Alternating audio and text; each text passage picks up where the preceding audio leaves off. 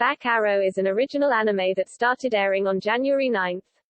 The anime has been created by Studio VOLN under the directory of Goro Taniguchi. This new mecha anime has had a conflicting set of responses from fans. While some are absolutely in love with it, some viewers have found it unappealing.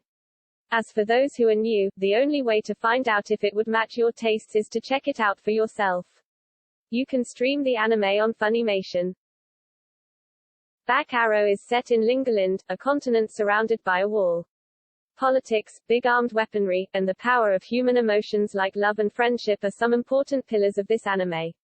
The protagonist suffers from amnesia and claims to be from beyond the wall. Back Arrow has a cliché outline of its plot, but it is enjoyable to watch. Of course, it has some shortcomings, but it is far from being called a disappointment. It could be a conflicting statement, but I find Back Arrow an ingenious anime. It has its moments of comedy, action, and heavy drama. So far in episode 13, the stage was set for one spooky war between the princess and the emperor. The second cour is coming in strong, giving us more to look forward to in every episode. The princess has finally broken free, and her yandere side is out.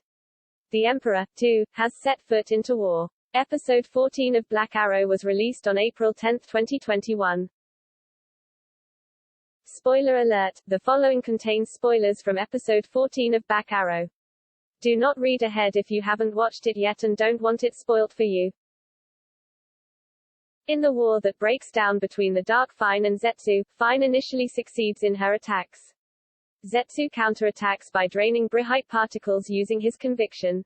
Finding no other way, she starts attacking her own warriors in an attempt to absorb their energy. Arrow tries to dominate Fine, bring back her other personality. Meanwhile, Shu is battling the Rekka warriors. He defeats them by using the Granege's super dreadnought cannon, Gran Arrow. He uses it by combining Arrow's saber blow and Granege's particle cannon. The remaining warriors do not admit defeat and move towards him carrying simple weapons.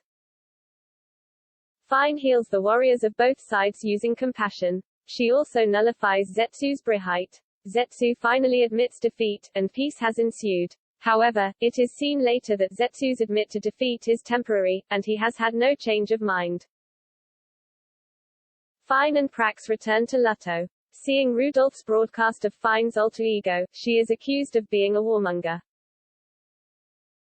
Episode 14 finally lived up to all the hype the anime had been building up in the last few episodes. The war between Dark Fine and Zetsu was a sight to behold. Fine's ruthless war tactics were so mercilessly portrayed that it has become a matter of difficulty to dislike this anime even more. The episode was overflowing with drama and action. It did felt a bit out of character for Zetsu to give up so easily. However, Fine's ultimate weapon to be love was a good twist. Healing not just her own but also the warriors of her enemy structures the Back Arrow's aim at implying the power of human emotions. What marks the showstopper for this episode was Shu's Granege's super dreadnought cannon. The scene was extremely well done, and the CGI was up top. It was a point where Rekka had already theoretically lost. The climax of this episode was extremely well written. The writers of this show deserve a lot of appreciation for this episode. The overall concept of Fine's brilliantly written personality was delivered to the audience without fail.